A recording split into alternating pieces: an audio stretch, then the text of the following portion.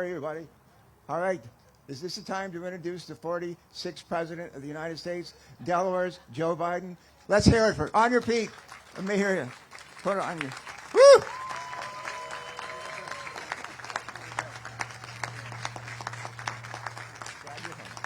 Glad you're home. Thank you. No, come on. You can do better than that. Come on. Knock it out of the park.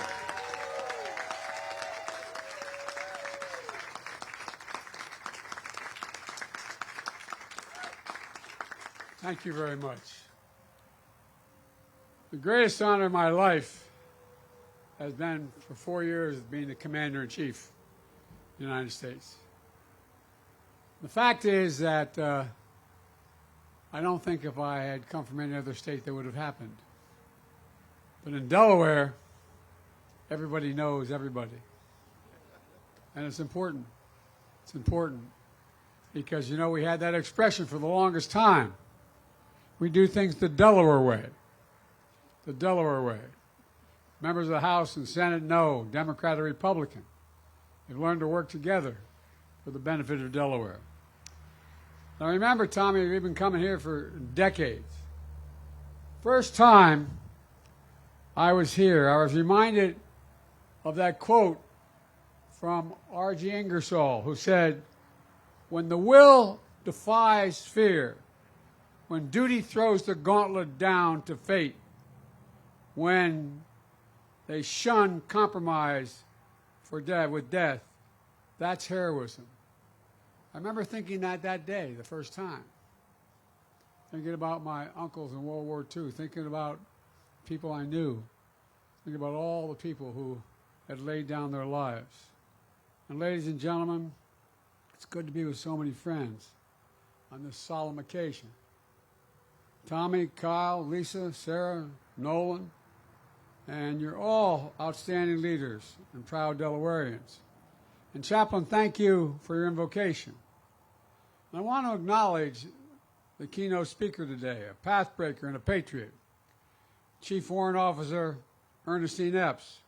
Ernestine, thank you. Thank you for being willing to do this. I'm looking forward to hearing you. Folks, every year we come together to remember the brave women and men who gave their all for this nation, or as Lincoln called it, the last full measure of devotion. That's what it was, the last full measure of devotion.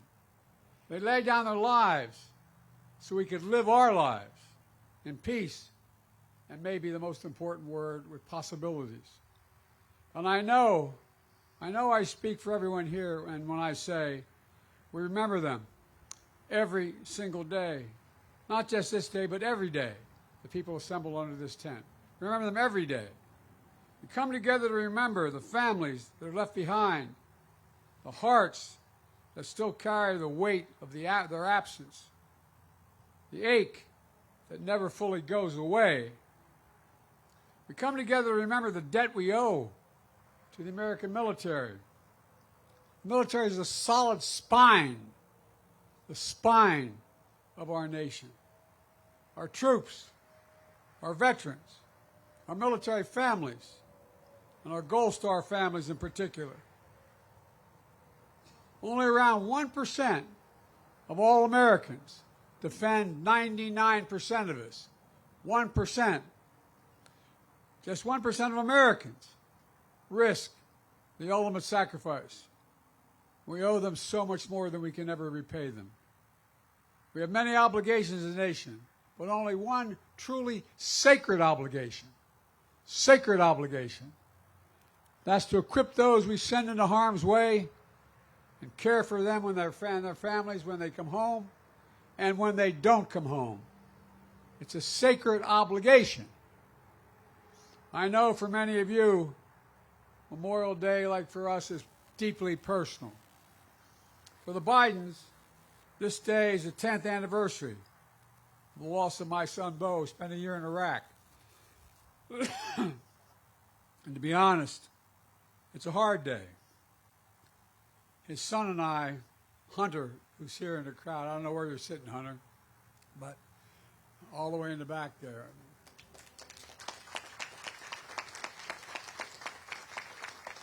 His daddy came to this event with me about the same age when he started. He just graduated from high school, heading off to college.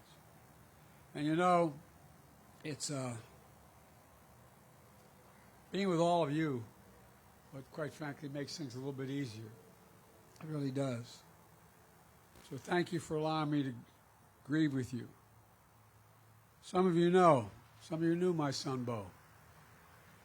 He served in the Delaware National Guard, including a year in Iraq. Remember, I got a phone call. I was in Washington. His dad, what are you doing Friday? I said, what do you need, honey? He said, I want you to pin my bars on. I said, pin your bars on? You have 2 kids, you know? Dad, somebody's got to do this, Dad. Proudest day of his life was putting that uniform on. That's not a joke. That's not hyperbole. That's real. And you know, it's one of the proudest things I ever did, pinning his bars on him. And it means so much to our family. At the headquarters of the Delaware National Guard has been renamed after Bo. His legacy lives on. His children, his grandchildren, his great-grandchildren, like those you lost, will be remembered. They'll remember who he was. And just like the legacy of all our fallen heroes lives on, they live on in us. And they live on in the strength and freedom of our nation. That sounds like hyperbole, but it's real. It's literal. So everyone who came here today to grieve with grief in your heart, please know you're not alone. You'll never be alone. And your loved one will never be forgotten. Period. My friends, Memorial Day is about something profound. Our politics have become so divided and so bitter. All the years I've been doing this, I never thought we'd get to this point. But we are. Our troops don't wear a uniform that says, I'm a Democrat or I'm a Republican. It says, I'm an American. I'm an American. That's who I am. I'm serious about this. I'm not joking. And folks, our politics has become, as I said, so divided. They wear the uniform of the United States of America. The only nation in the world, literally, not free, the only nation in the world founded on an idea. An idea. Every nation was founded on geography, ethnicity, some unifying principle, but not an idea. The idea of America was founded on, we hold these truths to be self-evident, that all men and women are created equal, endowed by the Creator with certain inalienable rights, life, liberty, pursuit of happiness. We meant it. That's who we are. That's what makes America the most unique nation in the world, literally, not figuratively. In fact, folks, you know, for generation after generation, the profound idea has been defended by ordinary citizens who stepped up and answered the call. Because of them, American democracy has endured for nearly 250 years. Every generation has to fight to maintain that democracy. Every time, every generation. Because of them, our government is still of the people, by the people, and for the people. They are we, and we are still free. And now, we must make sure that sacrifice has never been in vain. Let me close with this. The women and men we honor today are no longer with us, but you can still hear their echoes. Literally, can't you, if you lost anybody? You can hear their echoes. The echoes of their voices. They're asking, what will we do? We who are alive, we who remain. They're not asking us to risk our lives. They're asking us to stay true to what America stands for. They're not asking us to do their jobs.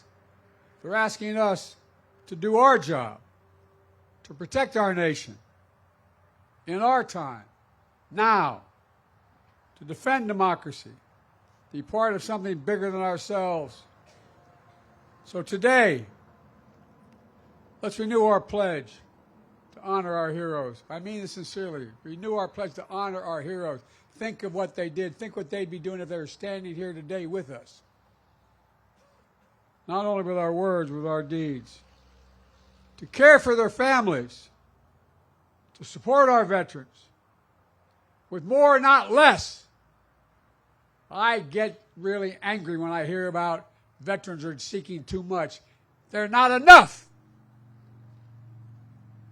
That's why I wrote the legislation relating to Gold Star families and the rest. It's an obligation we have. It's a matter of honor. Honor. Ladies and gentlemen, to make sure our democracy always lives up to their bravery. To their bravery. And I want to thank you very much, and I want to recognize the guy who's brand new to all this. He's only a little over 100 years old.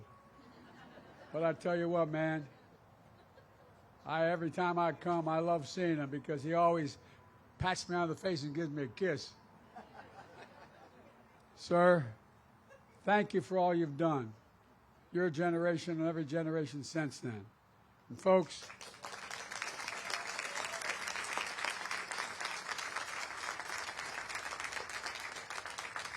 and I want to say this from the bottom of my heart. Thank you, particularly to the Gold Star families. Thank you, thank you, thank you. The country owes you. Thank you.